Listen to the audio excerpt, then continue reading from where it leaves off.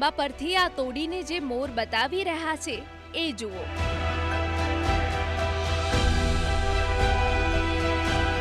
આમ તો આપણે ખેડૂત ના હોઈએ તો એમાં જાજી ખબર ન પડે, પરંતુ એટલો અંદાજ તો જરૂરથી આવી જાય કે આ નુકસાનીની વાત છે।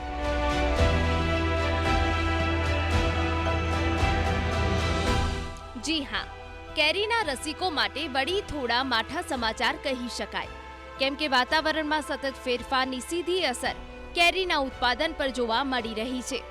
કેસર કેરી માટે જાણીતા આખાય જૂનાગઢ પંથકમાં ચાલુ વર્ષે આંબા પર ગત વર્ષની સરખામણીએ ઓછો મોર જોવા મળી રહ્યો છે। એટલું જ નહીં, યોગ્ય તાપમાનના અભાવે કેરીના ફળનો પણ યોગ્ય વિકાસ ન થતા કેરીના કુલ ઉત્પાદનમાં મોટો ઘટાડો આવી શકે છે, એવી કૃષિ વૈજ્ઞાનિકોની ચિંતા છે। તજજ્ઞોનું એવું પણ માનવું છે કે આંબા પર ગ્લોબલ વોર્મિંગના કારણે વિપરીત અસર જોવા મળી છે અને સતત વાતાવરણના પલટાના કારણે ફળનો જોઈએ તેવો વિકાસ નથી થયો। આ સ્થિતિમાં જૂનાગઢ કૃષિ યુનિવર્સિટીના નિષ્ણાંતો કેરીના ઉત્પાદનમાં 80% ઘટાડાની શક્યતાઓ સેવી રહ્યા છે।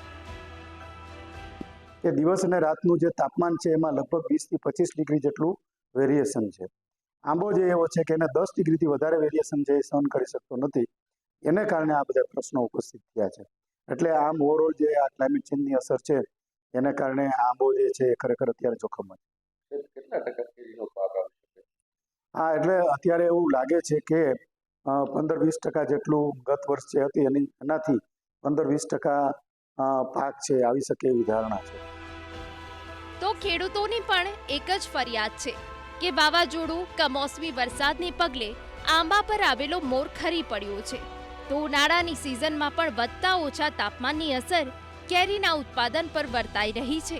ખેડૂતોનું માનવું છે કે ચાલુ વર્ષે કેરીના પાકમાં ખેડૂતોને મોટા પાયે નુકસાન સહન કરવાનો વારો આવ્યો છે, જેથી સરકાર તેમને આર્થિક સહાય કરે।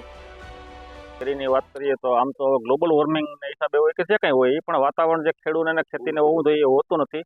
વાવાઝોડાના માર ઉપરથી આ વખતે શિયાળામાં તમે જોયું ક્યારેય ઠંડી પડી નથી, જે ખેતીને હોવું જોઈએ અનુકૂળ વાતાવરણ નથી। આ વખતે આંબામાં મોર જ ઓછા આવ્યા હતા, અને જે આવ્યા હતા એ પણ આવા વાદળ થયા વાતાવરણના હિસાબે બધી કેરી જે હતી ઝીણા મોટી એ ખરી જાય છે, એટલે ખેડૂતને તો પૈડા માથે પાટું જેવું છે।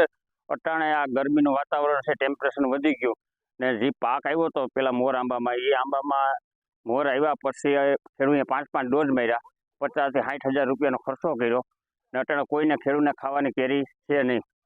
આ વખતે કેરીના પાકમાં કેવું નુકસાન છે?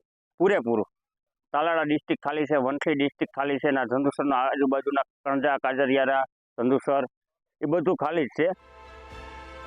એક તરફ કેરીના રસિકો કેસરની રાહ જોઈને બેઠા છે, રસની સિઝન શરૂ થઈ ચૂકી છે, પરંતુ માર્કેટમાં કેરીની ગેરહાજરી ઉડીને આંખે વળગી રહી છે।